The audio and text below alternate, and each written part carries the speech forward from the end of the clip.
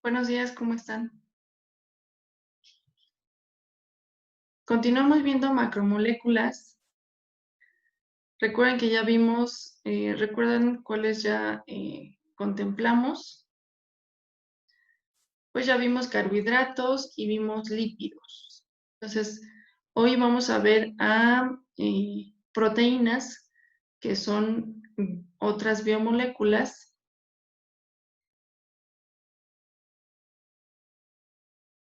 constituidas por aminoácidos. Pero, bueno, vamos viéndolo poco a poco.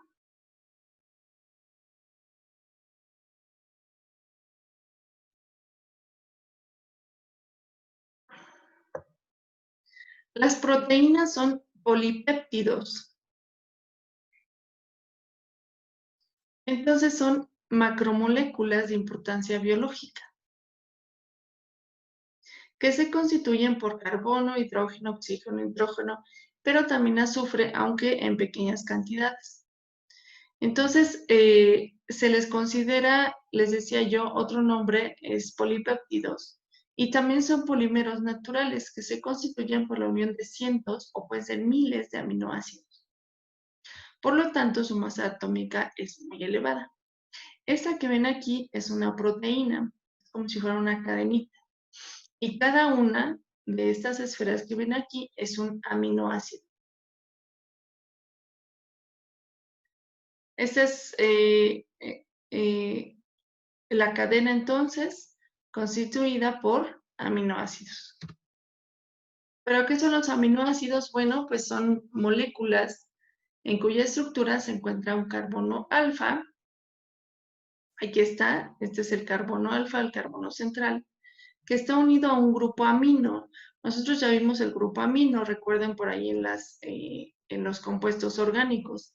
Este es el grupo amino, entonces unido al carbono alfa, pero también a un grupo carboxilo.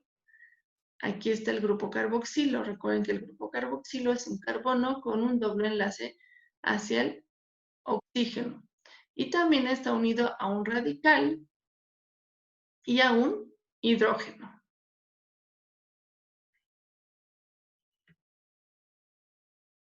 Entonces tenemos aproximadamente 80 aminoácidos diferentes, pero son 20 los aminoácidos estándar y que están listados en esta tabla.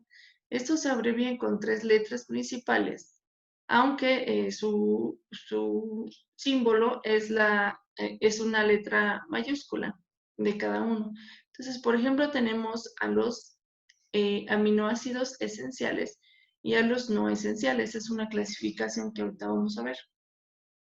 Entre los esenciales tenemos a la fenilalanina, a la isoleucina, leucina, lisina, metionina, treonina, triptófano, valina, arginina e histidina. Y de este lado tenemos a los que son no esenciales. Los no esenciales son los que pueden ser sintetizados por nosotros, es decir, no es necesario que los consumamos. Los esenciales no pueden ser sintetizados por el cuerpo y entonces es necesario que los consumamos en los alimentos. Y aquí tenemos varios aminoácidos con su fórmula química. Aquí está el grupo amino, el grupo carboxilo y el carbono central. En todos, como ustedes pueden ver, es lo mismo, ¿no? Y por ejemplo, a cada uno tenemos un radical. Recuerden que también forma parte de la molécula. Por ejemplo, aquí tenemos al metil, aquí tenemos otro radical y así, ¿no? Por ejemplo, aquí tenemos a un anillo de benceno. Y cada uno, entonces, por estas diferencias, pues claro, tiene un nombre diferente y una abreviatura. Valina, leucina, isoleucina y demás. Esta es la clasificación de los aminoácidos de acuerdo a las propiedades de su cadena, de acuerdo a la obtención o de acuerdo a la ubicación del grupo amino.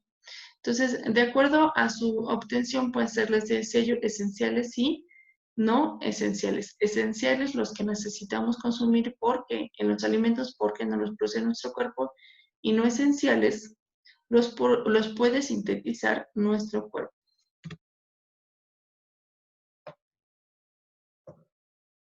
Estas moléculas son anfóteras, quiere decir que te pueden tener propiedades ácidas y propiedades básicas. Y tienen un enlace de tipo amida. ¿Cómo se realiza este enlace? Pues se pierde un radical OH.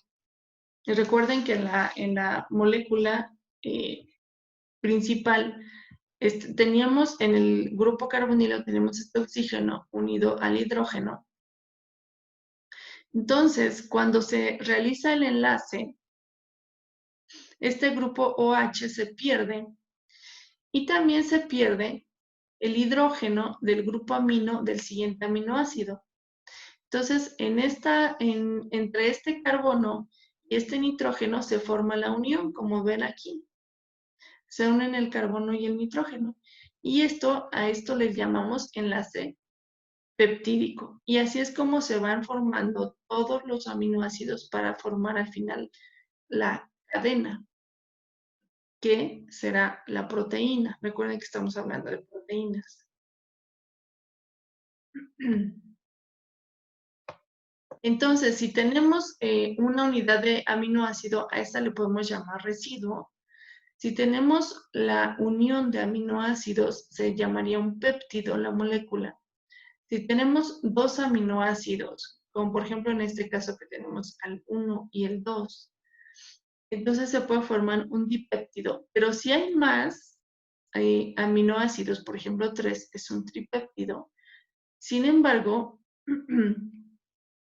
les decía yo que las cadenas de proteínas pueden ser de varios cientos o miles de aminoácidos. Entonces, tenemos oligopéptidos si son de 4 a 10 residuos, o si hay más residuos se llama polipéptido, la molécula. Por eso es otro nombre con el que se conoce a las proteínas, son polipéptidos.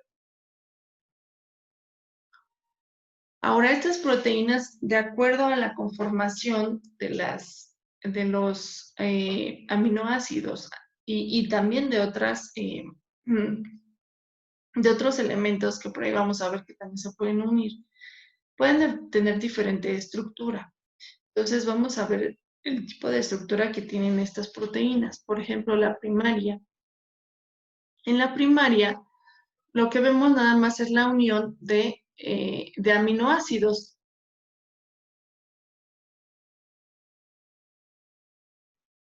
Entonces vemos, por ejemplo, aquí a la alanina, a la leucina, a la serina, unidas de esta manera, como si fueran las cuentas de un collar. Entonces, esa es la estructura primaria de una proteína. Es la más sencilla.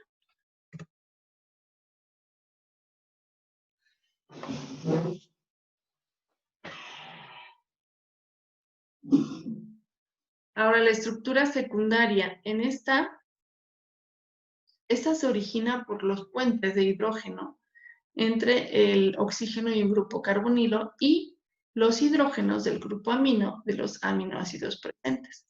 Y en este caso ya tenemos dos tipos dos ordenamientos moleculares. El de hélice alfa es esta que pueden ver, se forma una hélice. El collar que les decía yo hace ratito forma como un resorte o una hélice. Y el de lámina plegada beta, que es esta. Entonces, aquí tenemos el de lámina plegada, que es esta forma, o el de hélice, y a este le llamamos la estructura secundaria de las proteínas. Sin embargo, pueden tener formas más complejas. Entonces, puede formar una estructura tridimensional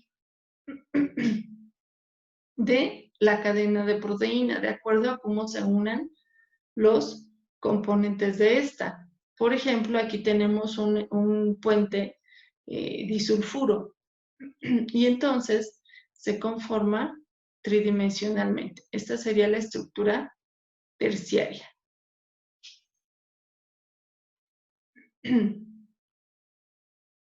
Ahora, aquí, antes de ver la que sigue, vamos a ver un proceso que se llama desnaturalización. Y esta desnaturalización consiste en que la proteína se desestabiliza. pierde su carácter soluble y también sus funciones. ¿Cuándo sucede? Cuando la sometemos a calentamiento o a cambios de pH, o también a batido. Lo podemos ver fácilmente en un ejemplo con la proteína que se llama albumina del huevo, que está en la parte líquida, en la parte transparente. Si ustedes al cocer un huevo como tal, ustedes ven que esta parte transparente se transforma en blanca, es lo que llamamos a la clara del huevo. Entonces eso es porque la albumina se desnaturaliza, se descompone. Y entonces pasa de ser soluble, que es una propiedad física que tiene, a ser insoluble.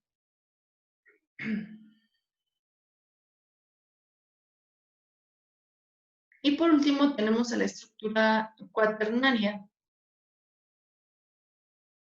Y esta se forma cuando dos o más cadenas de una proteína se asocian. Entonces ya no solamente tenemos una proteína, ya tenemos más cadenas de proteína. Ya no tenemos solo una cadena, tenemos más cadenas de una proteína que se asocian y entonces conforman una estructura cuaternaria. Por ejemplo, aquí podemos tener a la cadena A, que es la azul, y la cadena B, que es la roja.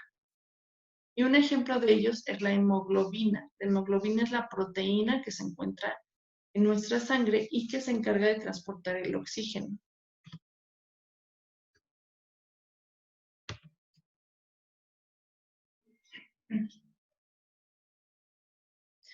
Entonces, clasificación. Vamos a ver eh, eh, la clasificación en holoproteínas cuando solo contienen aminoácido en su estructura y de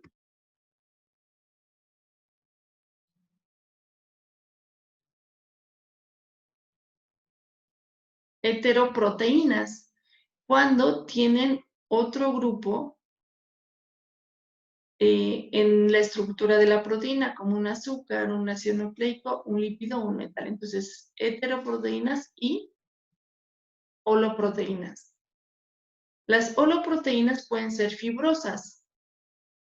Si tienen una estructura alargada, son insolubles en agua y otros disolventes. Y estas generalmente tienen funciones estructurales. ¿Cuáles podemos encontrar aquí? Al colágeno, que es la proteína más abundante en la piel, los tendones, los cartílagos y los ligamentos. La queratina, que la podemos encontrar en piel, pelo, plumas, uñas, pezuñas y cuernos. Y la elastina, que forma parte del tejido cartilaginoso, óseo y conjuntivo.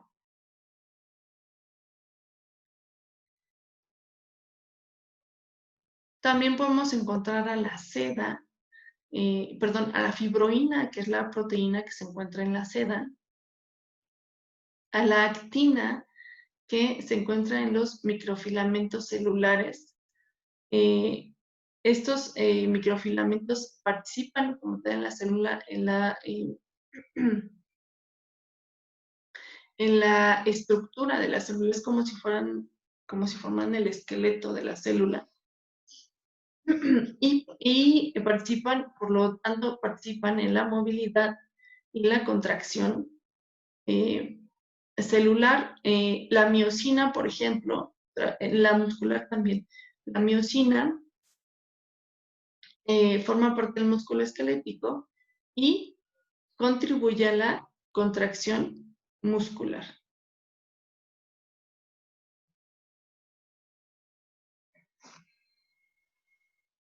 Dentro de estas proteínas tenemos a otras que son globulares, dentro de las holoproteínas, y estas tienen funciones enzimáticas, hormonales y de transporte. Entre ellos tenemos a la ceroalbumina, que se encuentra en la sangre y tiene funciones de transporte y control de pH, o a las pseudoglobulinas, que tienen la función de contribuir a la coagulación de la sangre, a formar coágulos. Entonces, estas eran las holoproteínas, ahora vamos a ver las heteroproteínas. En estas contienen un grupo no proteico, es decir, no solo tienen aminoácidos, sino que pueden tener un azúcar, un ácido nucleico, un lípido o un metal. Entre estas tenemos a las globulares y en ellas tenemos al colesterol. El colesterol puede ser LDL o HDL por sus siglas en inglés, que puede ser malo, que es el LDL, o HDL, que es el bueno.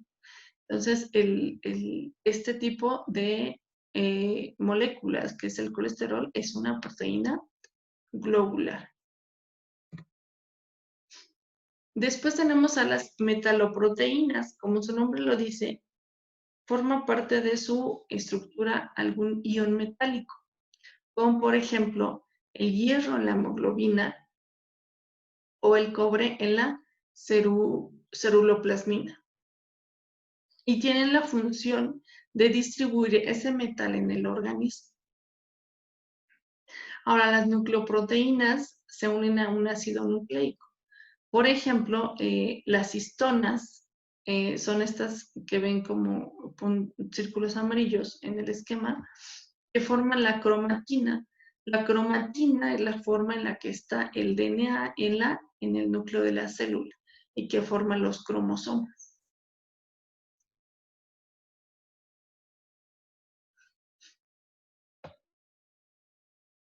Otras proteínas, heteroproteínas, son las glicoproteínas y están unidas a carbohidratos, como por ejemplo la mucina, la saliva y las inmunoglobulinas como anticuerpos. Otras son las fosfoproteínas, que tienen un grupo fosfato, como su nombre lo dice. Un ejemplo son la caseína de la leche y la boviteína del huevo. Otras son las cromoproteínas, que están combinadas con pigmentos. Entre estas tenemos a la rodopsina, que está en los bastones de los ojos. Esta es una célula que se llama bastón y que son fotorreceptoras. O también tenemos a las flavoproteínas con funciones de tipo enzimático. Enzimático quiere decir que aceleran una reacción química. ¿Y cuáles son las funciones en general de las proteínas? Ya vimos algunas, de acuerdo a los ejemplos. Pero bueno, vamos a ver las funciones generales. De transporte, como ya vimos, porque se pueden encargar de llevar átomos o moléculas a distintas partes del organismo. Entre ellas tenemos a la hemoglobina, que como les mencionaba, transporta el oxígeno en la sangre para liberarlo hacia las células. Otras tienen las funciones de enzimas, como las amilasas y las proteasas, que intervienen en reacciones que tienen que ver con la respiración, la digestión o los latidos del corazón. Otras tienen funciones en el sistema inmunológico, como las inmunoglobulinas. Otras función hormonal, como la insulina. Otras como en la división de las células, como la ciclina. Y otras forman estructuras, son estructurales, como veíamos la elastina y la queratina, al formar tejidos, órganos, cabello, uñas, etc.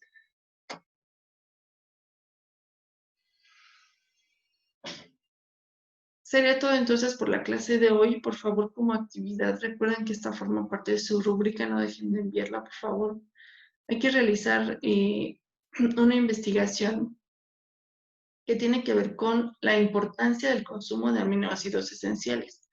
Recuerden que los aminoácidos esenciales nuestro cuerpo no los puede sintetizar, pero los necesitamos para que precisamente se puedan conformar ciertas proteínas. Entonces, ¿cuál sería la importancia del consumo de aminoácidos esenciales? Investigan, por favor. Me lo pueden mandar ya sea a mano, me mandan su evidencia o en un archivo en Word, eh, como les sea posible. Que tengan muy feliz día. Hasta mañana.